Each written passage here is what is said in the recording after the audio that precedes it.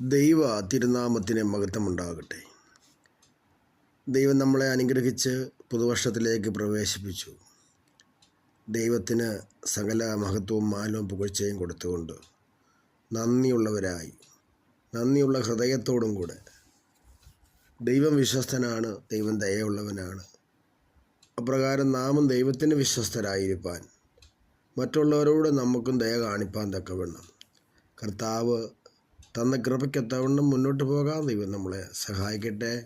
തന്നിരിക്കുന്ന ആയുസ്സും എത്രയുണ്ടോ അത്രയും നാളും ആരോഗ്യത്തോടെ ഇരിപ്പാനും കിടപ്പ് രോഗികളാകാതെ ദൈവം നമ്മളെ സൂക്ഷിച്ച് കണ്ണിന് കാഴ്ചയും ചെവിക്ക് കേൾവിയും ഓർമ്മശക്തിയും തന്ന് മാനിക്കേണ്ടതിനായിട്ട് സൗഖ്യത്തോടെ ആരോഗ്യത്തോടെ ദൈവകൃപയിൽ നിൽക്കേണ്ടതിന് ദൈവം നമ്മളെ സഹായിക്കുമെന്നുള്ള വിശ്വാസത്താൽ ഈ പകലും ദൈവം നമുക്ക് അനുഗ്രഹിച്ച് തന്നതിന് നന്ദി പറഞ്ഞ് സ്തോത്രം ചെയ്തുകൊണ്ട് തിരുവചന ഭാഗത്തേക്ക് നമുക്ക് കിടക്കാം.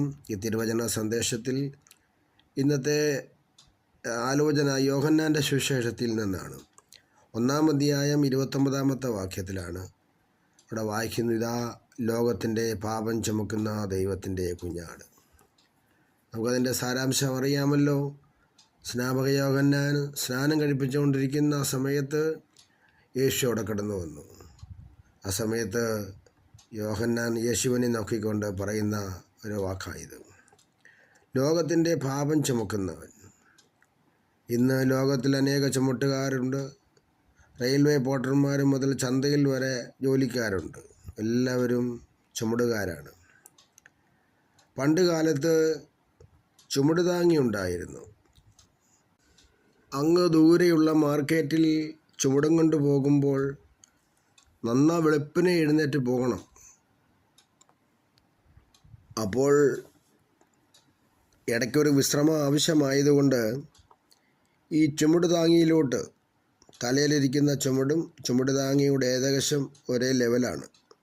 അതങ്ങോട്ട് വെച്ചിട്ട് അതിൻ്റെ താഴെ ഇരുന്ന് അല്പം ചാരി ഇരുന്ന് ഒന്ന് വിശ്രമിക്കും. ചിലപ്പോൾ ഒന്ന് മയങ്ങിയെന്നും വരും. അല്പം കഴിയുമ്പോൾ ഒരു ഉന്മേഷവും ഉഷാറും ഒക്കെ ആവാൻ നേരം ആ ചുമട് അതിൽ നിന്ന് ആരും പൊക്കിത്തരാനോ പൊക്കി വെക്കാനോ ഇല്ലല്ലോ. അപ്പോഴാണ് ഈ ചുമട് താങ്ങിയുടെ ആവശ്യകത. അതെടുത്തുകൊണ്ട് വീണ്ടും നടക്കും.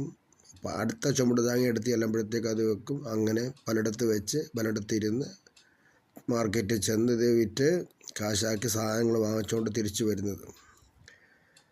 അങ്ങനെയുള്ളൊരു കാലഘട്ടം ഉണ്ടായിരുന്നു. ഇപ്പോൾ ചുമട് താങ്ങി കാണാനുണ്ടോയെന്ന് ചോദിച്ചാൽ ചിലയിടത്തൊക്കെ ഉണ്ട്. ചില സ്ഥലങ്ങളിലൊക്കെ അത് കാണപ്പെടുന്നുണ്ട്. ചിലയിടത്തൊന്നും എല്ലാവരും എടുത്തു കളഞ്ഞു. റോഡ് വീതിയാ കൂട്ടിയപ്പോഴൊക്കെ അതൊക്കെ എടുത്തു കളഞ്ഞു. അപ്പം അതിൻ്റെ ആവശ്യകതയില്ലല്ലോ എന്ന് കരുതി. പാടത്ത് ചുമട് ചുമക്കുന്നവരുണ്ട്, ഞാറ് ചുമക്കുന്നവരുണ്ട്, അതുപോലെ തന്നെ കെട്ടാക്കി ചുമക്കുന്നവരുണ്ട്. പല നിലയിൽ ചുമടുകാരെ നമുക്ക് കാണാം. എന്നാൽ ഇവിടെ നമ്മൾ വായിച്ചതായ ആ തിരുവചനം ഇവിടെ ഇതാ ലോകത്തിൻ്റെ പാപത്തെ ചുമക്കുന്ന കുഞ്ഞാടിനെ കാണാം. അപ്പോൾ ലോകത്തിൻ്റെ പാപത്തെ ചുമക്കുന്ന ദൈവത്തിൻ്റെ കുഞ്ഞാട്, ലോകത്തിൻ്റെ 5 വൻകരയിലുമുള്ളവരുടെ എന്ന് പറഞ്ഞാൽ കറുത്തവരുടെയും വെളുത്തവരുടെയും പണ്ഡിതൻ്റെയും പാമരൻ്റെയും നരഭോജികളുടെയും നരസ്നേഹികളുടെയും എല്ലാവരുടെയും പാപത്തെ ചുമക്കുന്ന ദൈവത്തിൻ്റെ കുഞ്ഞാട്. യേശുക്രിസ്തു ഭൂമിയിൽ വന്നില്ലായിരുന്നെങ്കിൽ നമ്മളിന്നും പാപത്തിൽ ജീവിക്കുമായിരുന്നു. നമുക്കാരും പാപം മോചിച്ചു തരാൻ ഉണ്ടാകുമായിരുന്നില്ല. വാക്കിലും പ്രവൃത്തിയിലും നോട്ടത്തിലും ചിന്തയിലും ജന്മപാപം കർമ്മപാപത്തിലൂടെയും അങ്ങനെ നമ്മുടെ ജീവിതത്തിലുണ്ടായ പാപം അനവധിയാണ്. ചില ചോദിക്കാറുണ്ട്, എന്ത് പാപമാണ് നമ്മളിൽ ഉണ്ടായിരുന്നത്? അതെ, അത് ജന്മപാപമുണ്ട്, കർമ്മപാപമുണ്ട്. എല്ലാ പാപവും പാപം തന്നെയാണ്. എല്ലാവർക്കും വേണ്ടി എല്ലാവരുടെയും മുഴു ലോകരുടെയും പാപം ചുമക്കുന്ന ദൈവത്തിൻ്റെ കുഞ്ഞാട്.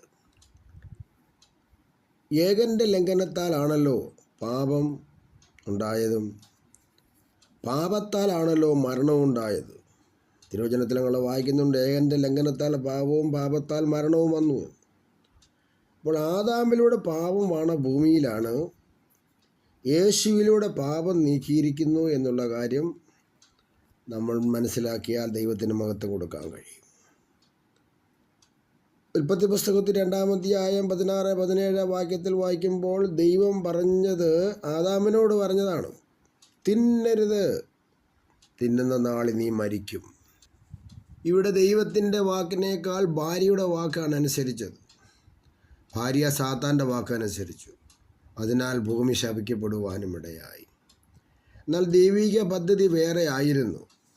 എന്നാൽ ദൈവം അത് ചെയ്യാൻ നോക്കിയപ്പോൾ ഇവിടെ അവർ പാപം ചെയ്തു പോയി. എന്നാൽ യേശു കർത്താവ് സാത്താനാൽ പരീക്ഷിക്കപ്പെട്ടുവെങ്കിലും അതെല്ലാം ജയിച്ച് മുന്നേറുവാനും പാപത്താൽ അവൻ തകർക്കപ്പെടും എന്ന് സാത്താൻ വിചാരിച്ചു. യവനെയും ആദാമിനെ പോലെ വീഴ്ത്താമെന്ന് കരുതി. പക്ഷേ അത് നടന്നില്ല. എന്നാൽ ക്രൂശിലേക്ക് കൊണ്ടുപോയി. അവിടെ നടന്നതെന്താണ്? ശരിക്കും ഒരു ഘോര യുദ്ധമാണ്. പിശാചിനറിയാം അവൻ്റെ തല തകരുമെന്ന്. പിശാച് അവസാനം വരെയും പൊരുതുവാനും തീരുമാനിച്ചു. എല്ലാവരെയും അവൻ്റെ വശത്താക്കി. ആരെങ്കിലും ഉണ്ടായിരുന്നോ യേശുവിന് നല്ലവനാണ് അല്ലെങ്കിൽ അവനെ വിടുവിക്കണമെന്ന് പറയാൻ? പീലാത്തോസ് പോലും കൈവിട്ടു. എന്നാൽ യേശു ഒറ്റയ്ക്ക് നിന്ന് പൊരുതി ജയിച്ചു എന്നുള്ളതാണ്. അതിന് പ്രാണനെ വിട്ടു എന്ന് നമ്മൾ വായിക്കുന്നുണ്ട്. പക്ഷേ സാത്താനോ ആ യേശുവിൻ്റെ വിലാപ്പുറത്ത് കുത്തി അവസാനത്തിൽ രക്തവും വെള്ളവും പുറപ്പെടുവിച്ചു. അവനങ്ങോട്ട് സഹിക്കുന്നില്ലായിരുന്നു. എന്നാൽ ഈ സമയം എന്താ സംഭവിച്ചെന്നറിയാമോ? പിശാചിൻ്റെ തല തകർന്നു. ആദാമിനെ തന്ത്രത്തിലൂടെ തോൽപ്പിച്ച പിശാച് യേശുവിൻ്റെ മുമ്പിൽ മരണത്തിൻ്റെയും പാതാളത്തിൻ്റെയും താക്കോൽ കൊടുത്ത് തോൽവി സമ്മതിച്ചു, പരാജയം സമ്മതിച്ചു.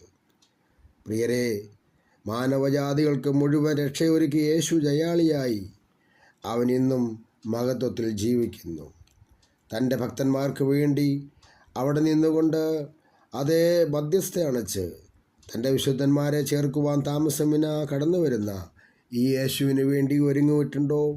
ഒരുങ്ങിയിട്ടില്ലെങ്കിൽ ഒരുങ്ങുക.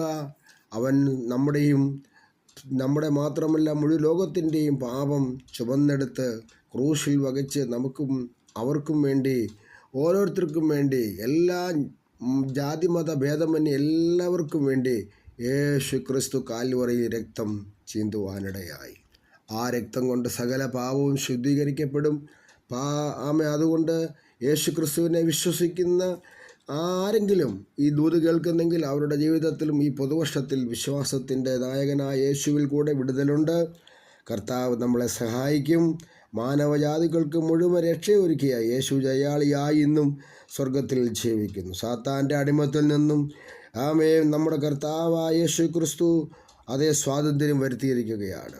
പാപത്തിൽ നിന്നും ശാപത്തിൽ നിന്നും രോഗത്തിൽ നിന്നും സ്വാതന്ത്ര്യം വരുത്തിയ ദൈവത്തിന് മഹത്വം കൊടുത്തുകൊണ്ട്, പ്രിയരെ, നമ്മൾ പാപം ചെയ്യാതെ ദോഷമൊന്നും ചെയ്യാതെ നമ്മുടെ ജീവിതത്തെ വിശുദ്ധിയിൽ കാത്തു ദൈവമഹത്വത്തിനായി ജീവിച്ചുകൊണ്ട് കർത്താവിൻ്റെ വരവിനായി ഒരുങ്ങാൻ പ്രത്യാശ നിറയാൻ കണ്ണുകളെ അടയ്ക്കാൻ പരിശുദ്ധ പിതാവേ, അങ്ങയുടെ തിരുവചനം ഞങ്ങൾക്ക് അനുഗ്രഹിച്ച് തന്നതിന് സ്തോത്രം. നാമത്തെ മഹത്വപ്പെടുത്തി ഞങ്ങളെ അനുഗ്രഹിക്കണം. യേശു ക്രിസ്തുവിൻ നാമത്തിൽ തന്നെ. ആമേൻ.